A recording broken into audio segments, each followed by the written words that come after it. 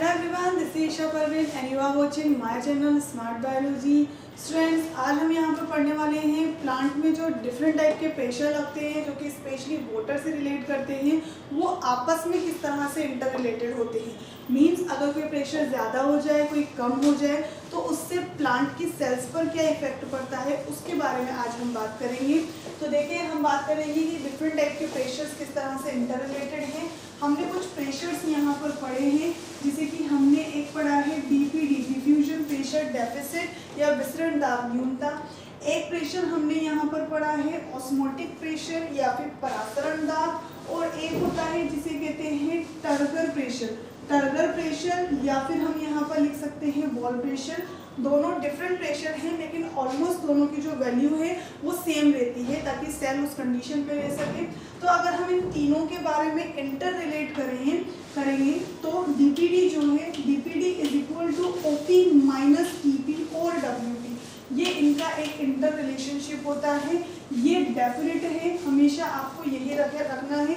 और इसके अकॉर्डिंग हम सेल के डिफरेंट कंडीशंस की बात करेंगे कि सेल के पास अगर पानी ज़्यादा है, पानी कम है, सेल एक जीरोफिटिक मीडियम में है जहाँ पर वाटर डेफिशिएंसी, तो उस कंडीशन में वहाँ पर क्या मूवमेंट होगी वाटर की, या प्लांट सेल के लिए वाटर किस तरह से वर्क करेगा, उसके बारे में हम बात करेंगे। अब जैसे कि हम यहाँ पर जानते हैं TP is equal to DP होता है नॉर्मल कंडीशन, तो हमारे पास रिलेशनशिप क्या बनता है, DPD is equal to OP minus TP.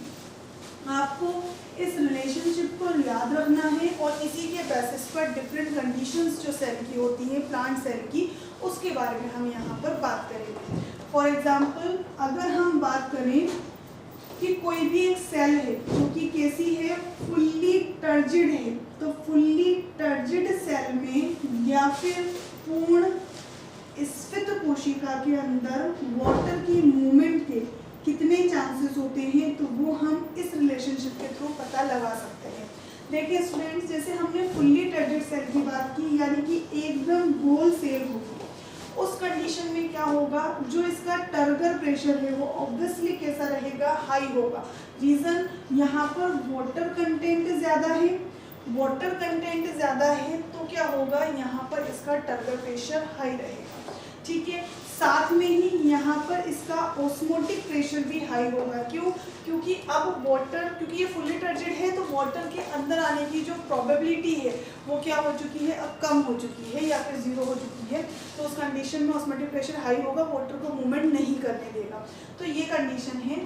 For example, हमने ले लिया कि इसका टर्गर प्रेशर कितना, हमने ले लिया 12 प्रेशर है। प्रेशर को हम बार्स में या पास्कल में लिखते हैं, तो हमने यहाँ पे लिख लिया कि 12 बार्स क्या है इसका टर्गर प्रेशर। और ऐसे ही जब टर्गर प्रेशर हाई है तो ऑस्मोटिक प्रेशर भी हाई होगा, और जनरली फुल्ली टर्जिड एकदम गोल कोशिका के अंदर टर्गर प्रेशर और ऑस्मोटिक प्रेशर दोनों क्या हो जाते हैं, बराबर। तो उस कंडीशन में इसका ऑस्मोटिक प्रेशर भी हम कितना लेंगे, 12। फुल्ली टर्जिड सेल है तो इस कंडीशन में इसका ऑस्मोटिक प्रेशर और इसका टर्गर प्रेशर दोनों क्या होते हैं, इक्वल रहते हैं। इन वैल्यूज को अगर हम यहाँ पर पुट करते हैं तो हमारे पास में जो डीपीडी है वो डीपीडी किस तरह से होगा, ऑस्मोटिक प्रेशर हमारे पास 12 है, टर्गर प्रेशर भी हमारे पास 12 है, तो डीपीडी इज 0। तो हम ये कह सकते हैं कि किसी भी एक फुल्ली टर्जिड सेल का जो डीपीडी है वो क्या होता है, 0 होता है। अब अगर डीपीडी 0 है, दैट मीन्स जो सक्शन है ये क्या हो गया, 0। दैट मीन्स यहाँ पर कोई वाटर मूवमेंट नहीं होगी। और हम वैसे भी जानते हैं कि अगर कोशिका टर्गर प्रेशर ज़्यादा लिए हुए है तो वाटर मूवमेंट नहीं होगी, ऑस्मोटिक प्रेशर ज़्यादा है तो वाटर मूवमेंट नहीं होगी, और अगर टर्गर प्रेशर ज़्यादा है तो डिफ्यूजन प्रेशर भी ज़्यादा होगा तो भी वाटर मूवमेंट नहीं होगी। तो डिफ्यूजन प्रेशर जब हाई हो जाएगा तो उस कंडीशन में डीपीडी क्या हो जाएगा, 0। That means there is no water movement inside the cell, कोशिका के अंदर कोई वाटर नहीं जाएगा जब तक कि इसके प्रेशर्स में चेंज नहीं आता है। ये बात हुई हमारी किसकी, कि एक फुल्ली टर्जिड सेल के अंदर किस तरह से वाटर की मूवमेंट हो सकती है या वाटर मूवमेंट नहीं हो रही है। सेकेंडली, हम यहाँ पर बात करते हैं किसकी, एक फ्लैसिड सेल की। फ्लैसिड सेल या फिर श्लथ कोशिका। फ्लैसिड सेल या फिर श्लथ कोशिका क्या होती है, ऐसी कोशिका जो कि एक श्रिंक कंडीशन में है। श्रिंक कंडीशन में है, दैट मीन्स इसके अंदर जो वाटर है वो क्या है, कम है। वाटर कम होगा तो इसका टर्गर प्रेशर क्या होगा, कम होगा। जनरली इसका जो टर्गर प्रेशर है वो जीरो हो जाता है, क्योंकि वाटर नहीं है इसीलिए तो वो श्रिंक है। वाटर होती तो एक तरह से प्रेशर लगा होता वॉल पर, तो टर्गर प्रेशर क्या हो जाता है, जीरो। लेकिन यहाँ पर भी ऑस्मोटिक प्रेशर क्या रहेगा, हाई ही रहेगा। ऑस्मोटिक प्रेशर हाई क्यों है, ताकि वाटर की मूवमेंट सेल के अंदर हो सके। ऑस्मोटिक प्रेशर हाई होता है तभी वाटर मूवमेंट करता है, और ऑस्मोटिक प्रेशर हाई रहता है तभी वाटर की मूवमेंट को रोका भी जाता है। दोनों ही कंडीशन में ऑस्मोटिक प्रेशर या परासरण दाब ज़्यादा ही होता है। तो हमने यहाँ पर माना है कि एक श्लथ कोशिका है, उसका ऑस्मोटिक प्रेशर हम ले लेते हैं अप्रोक्सीमेटली 10 बार्स हमने यहाँ पर लिया। तो अगर इस वैल्यू को हम हमारा जो रिलेशन है उसमें पुट करते हैं तो डीपीडी जो होगा, ऑस्मोटिक प्रेशर 10 है और टर्गर प्रेशर क्या है, 0। In that case dPd is equal to 10, means dPd जो है वो ऑस्मोटिक प्रेशर के इक्वलेंट होगा। दैट मीन्स जो वाटर है, वाटर का यहाँ पर क्या होगा, सक्शन या चूषण होगा, मीन्स वाटर की मूवमेंट होगी सेल के अंदर की तरफ। तो श्लथ कोशिका के अंदर हम देख सकते हैं, और कोई सेल अगर श्लथ है, श्रिंक है, तो वैसे भी उसके अंदर वाटर की मूवमेंट अंदर होगी। तो वाटर की मूवमेंट अंदर होने के लिए सारे प्रेशर रिस्पॉन्सिबल होते हैं। ऑस्मोटिक प्रेशर ज़्यादा होता है, टर्गर प्रेशर कम रहता है या जीरो रहता है, और डीपीडी क्या होता है, बढ़ जाता है। डीपीडी बढ़ता है तभी वाटर मॉलिक्यूल्स मूव करते हैं। वाटर मॉलिक्यूल्स का जो मूवमेंट है ऑलवेज लो डीपीडी से कहाँ की तरफ होता है, टुवर्ड्स हाई डीपीडी। कम विसरण दाब न्यूनता से कहाँ जाते हैं वाटर मूवमेंट, अधिक विसरण दाब न्यूनता की तरफ। एक लास्ट हम छोटा सा यहाँ पर लेते हैं।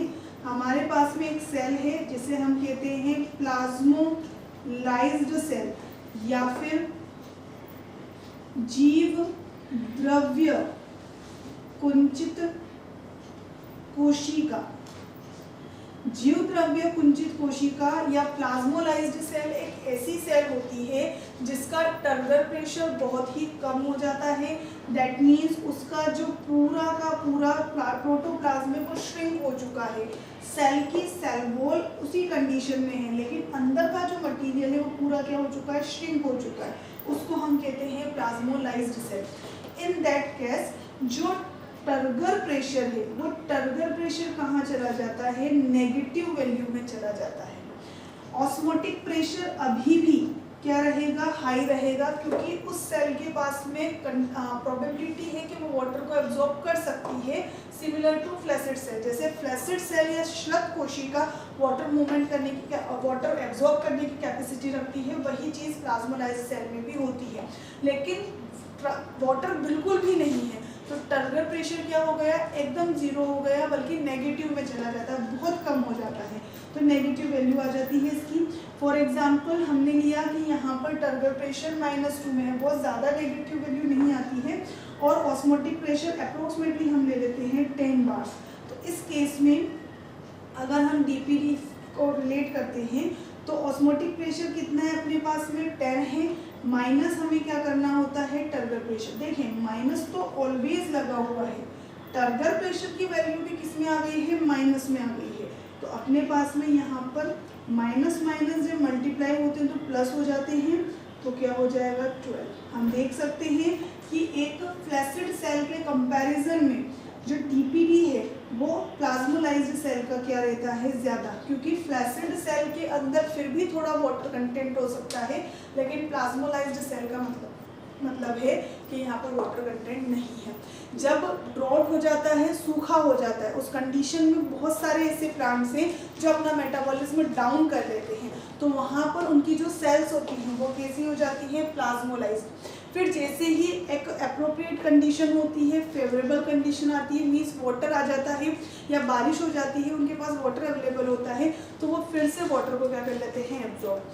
टर्गर प्रेशर कम नेगेटिव में चले जाने की वजह से ही पूरा मेटाबॉलिज्म डाउन हो गया, इसलिए उस अनफेवरेबल कंडीशन में या फिर एक प्रतिकूल अवस्था के अंदर भी क्या हो रहा है, वो प्लांट सेल जो है वो सर्वाइव कर पा रही है। तो इस तरह से ये डीपीडी ऑस्मोटिक प्रेशर और टर्गल प्रेशर के बीच में आपस में एक रिलेशन था और उसी बेसिस पर हमने अलग अलग कंडीशंस की बात की है। अगर सेल वाटर में प्रेजेंट है, प्रॉपरली उसके पास वाटर अवेलेबल है, तो उसका डीपीडी हमेशा 0 रहेगा। इसीलिए जो एक्वेटिक प्लांट्स होते हैं उनको वाटर एब्जॉर्ब करने की ज़्यादा रिक्वायरमेंट नहीं होती और इसीलिए एक्वेटिक प्लांट्स या जलोद्भिद पादपों के जो रूट हेयर्स हैं, जो मूल रोम हैं या रूट्स जो हैं वो रिड्यूस्ड होते हैं, वो अल्प विकसित होते हैं। उसका रीज़न यही है, वाटर एब्जॉर्ब करने की उन्हें ज़्यादा रिक्वायरमेंट नहीं होती है। इसके कंपैरिजन में जो फ्लैसिड सेल्स होती हैं, जैसे कि जीरोफिटिक प्लांट्स हैं, उनकी भी सेल्स प्रॉपर कंडीशन में होती हैं, लेकिन एक्वेटिक प्लांट्स के कंपैरिजन में कैसी होती हैं, श्लथ या फ्लैसिड रहती हैं।